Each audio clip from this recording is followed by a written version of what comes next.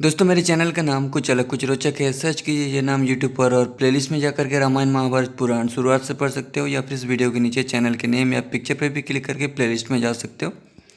आज का चैप्टर है रामायण युद्ध के बाद सीता के चरित्र पर शक करके श्री राम का उन्हें अपनाने से मना करना, मतलब ग्रहण करने से इनकार करना और कहीं और जाने के लिए कहना।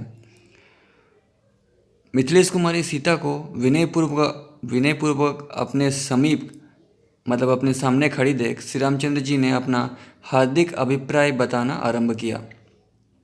तो दोस्तों इस चैप्टर पे आपको पता चलेगा कि श्री रामचंद्र जी ने क्यों सीता को एक्सेप्ट करने से मना कर दिया था। एक्चुअल कारण क्या था ये मैं बताऊंगा, पहले पढ़ लेते हैं। और दोस्तों वीडियो के नीचे लाल रंग का सब्सक्राइब लिखा हुआ है, इसको दबा के बेल आइकन ऑल कर लीजिएगा लेटेस्ट वीडियो अपडेट्स के लिए। श्री रामचंद्र जी ने बताना आरंभ किया, भद्रे, समरांगन में शत्रु को पराजित करके मैंने तुम्हें उसके चंगुल से छुड़ा लिया। पुरुषार्थ के द्वारा जो कुछ किया जा सकता था वह सब मैंने किया। अब मेरे अमस का अंत हो गया। मुझ पर जो कलंक लगा था उसका मैंने मार्जन कर दिया। शत्रु जनित अपमान और शत्रु दोनों को एक साथ ही नष्ट कर डाला। आज सब ने मेरा पराक्रम देख लिया। अब मेरा परिश्रम सफल हो गया और इस समय प्रतिज्ञा पूर्ण करके मैं उसके भार से मुक्त एवं स्वतंत्र हो गया। जब तुम आश्रम में अकेली थी उस समय वो चंचल चित्त वाला राक्षस तुम्हें हर ले गया। तो आश्रम के बाद अभी कहने का मतलब क्या है ये भी मैं बताऊंगा। ये दोष मेरे ऊपर देववश प्राप्त हुआ था जिसका मैंने मानव साध्य पुरुषार्थ के द्वारा मार्जन कर दिया। जो पुरुष प्राप्त हुए अपमान का अपने तेज या बल से मार्जन नहीं कर देता है उस मंदबुद्धि मानव के महान पुरुषार्थ से भी क्या लाभ हुआ। हनुमान ने जो समुद्र को लांघा और लंका का विध्वंस किया उसका वो प्रशंसनीय कर्म आज सफल हो गया। सेना सहित सुग्रीव ने युद्ध में पराक्रम दिखाया तथा समय समय पर ये मुझे हितकर सलाह देते रहे हैं। इनका परिश्रम भी अब सार्थक हो गया। ये विभीषण दुर्गुणों से भरे हुए अपने भाई का परित्याग करके स्वयं ही मेरे पास उपस्थित हुए थे।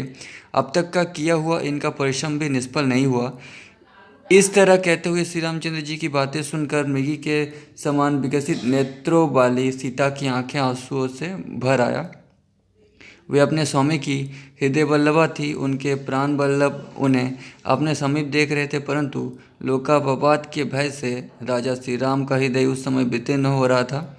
वे काले काले घुंघराले बालों वाली कोमल लोचना सुंदरी सीता से वानर और राक्षसों की भरी सभा में पुनः इस प्रकार कहने लगे, अपने तिरस्कार का बदला चुकाने के लिए मनुष्य का जो कर्तव्य है वो सब मैंने अपनी मान रक्षा की अभिलाषा से रावण का वध करके पूर्ण किया। जैसे तपस्या से भावित अंतःकरण वाले तथा तपस्या पूर्वक परमात्मा स्वरूप का चिंतन करने वाले महर्षि अगस्त्य ने वातापी और इलवल के भय से जीव जगत के लिए दुर्गम हुई दक्षिण दिशा को जीत लिया था, उसी तरह मैंने रावण के वश में पड़ी हुई तुमको जीता है।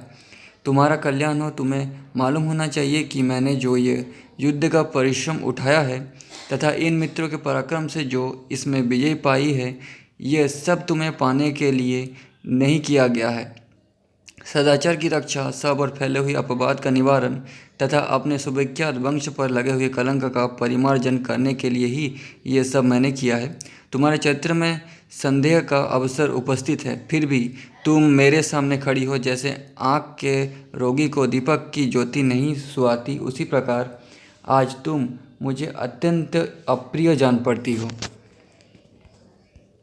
अतः जनक कुमारी, तुम्हारी जहाँ इच्छा हो वहीं चले जाओ। मैं अपनी ओर से तुम्हें अनुमति देता हूँ। भद्रे, ये 10 दिशाएं तुम्हारे लिए खुली है। अब तुमसे मेरा कोई प्रयोजन नहीं है।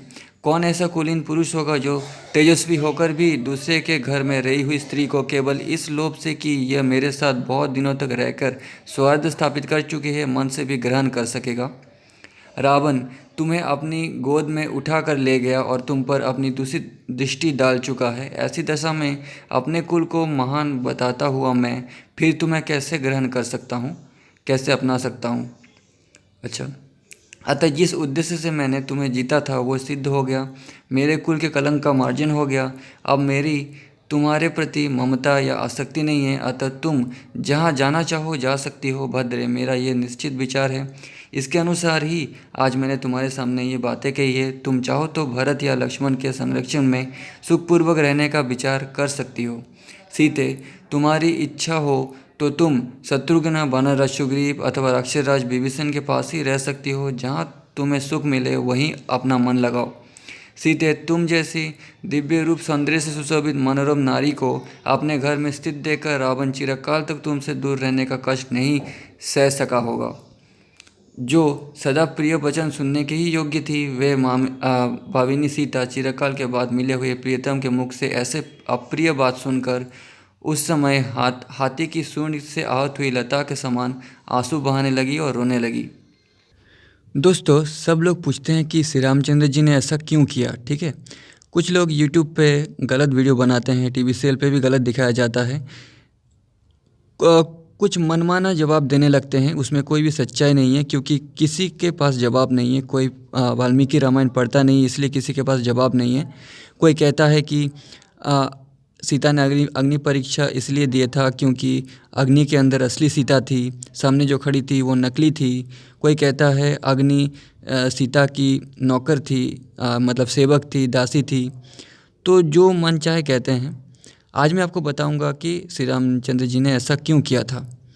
दोस्तों, अब समय था स्त्रियों के स्वतंत्र होने का। ठीक है, और उस समय सीता जी से ऐसा कह के वो समस्त नारियों को स्वतंत्र होने का संदेश देना चाहती थी, इसलिए उन्होंने ऐसा किया था। और दूसरा कारण ये है कि उस समय आपने मेरा पिछला वीडियो शायद नहीं देखा होगा। ठीक है, ये मुझे पता है। ठीक है, मैं आपको शॉर्टकट में बता देती हूँ। इसका कारण जानने के लिए आपको सीता के अपहरण के समय जाना पड़ेगा। उसका भी मैं वीडियो बना चुका हूँ, पहले चैप्टर से मैं वीडियो बना रहा हूँ। सीता's रियल कैरेक्टर, गुड और बैड, रावण सीता मीट, ये वाला वीडियो पे मैंने बताया है कि जब सीताहरण होने वाला था तब राम तो हिरण के पीछे पीछे चल गए थे और लक्ष्मण को रहने के लिए कहा था। तब जब राक्षस ने राम की आवाज़ का नकल करके लक्ष्मण को बुलाया, तब लक्ष्मण जाना नहीं चाहते थे। ये सुनकर सीता को बहुत गुस्सा आया। ठीक है, और उन्होंने लक्ष्मण को बहुत भला बुरा कहा, बहुत ख़राब बातें कही कि तुम मुझे पाना चाहते हो इसलिए तुम नहीं जाना चाहते, और एक गाली भी दिया था। हालांकि कुलांगर कोई गाली नहीं है आज के समय के हिसाब से देखा जाए तो, लेकिन उस समय के हिसाब से एक बहुत बड़ा गाली था। ठीक है, क्योंकि आज इससे भी ज़्यादा प्रभावशाली गाली हम लोग सुन चुके हैं, तो इसलिए कुलांगर कोई गाली नहीं है, लेकिन उस समय के हिसाब से गाली था। तो लक्ष्मण जी को इससे बहुत दुख हुआ था और वो सीता जी को छोड़ के चली गई थी। तो हालांकि लक्ष्मण ने कोई लक्ष्मण रेखा नहीं खींचा। ठीक है, वो भी आप जान सकते हैं। तो जब लक्ष्मण राम जी से मिली थी तो उन्होंने कहा था कि तुम सीता को छोड़ के क्यों चले आए। फिर जब वो गए तब लक्ष्मण ने रोते हुए राम से कहा कि भाभी ने मुझे ऐसा ऐसा कहा है इसलिए मैं छोड़कर चला आया। उस समय राम ने कुछ बोला नहीं क्योंकि सीता थी नहीं। अब जब सीता आ गई है तो वही गुस्सा उन्होंने निकाला है। तो एक जैसे पति पत्नी के बीच झगड़ा होता है उसी टाइप का झगड़ा है। इसको इतना बड़ा बनाने की ज़रूरत नहीं है। सब राम को दोष देते हैं कि ऐसा उन्होंने क्यों किया था।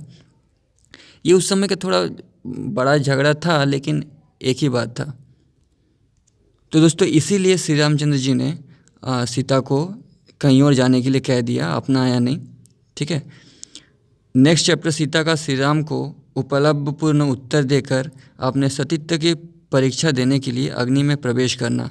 और अग्नि प्रवेश का मतलब क्या होता था ये भी मैं नेक्स्ट चैप्टर पे, नेक्स्ट वीडियो पे बताऊंगा। अग्नि में प्रवेश करने का मतलब ये नहीं है कि अग्नि में कूद पड़ना। ठीक है, ये मैं नेक्स्ट वीडियो पे बताऊंगा।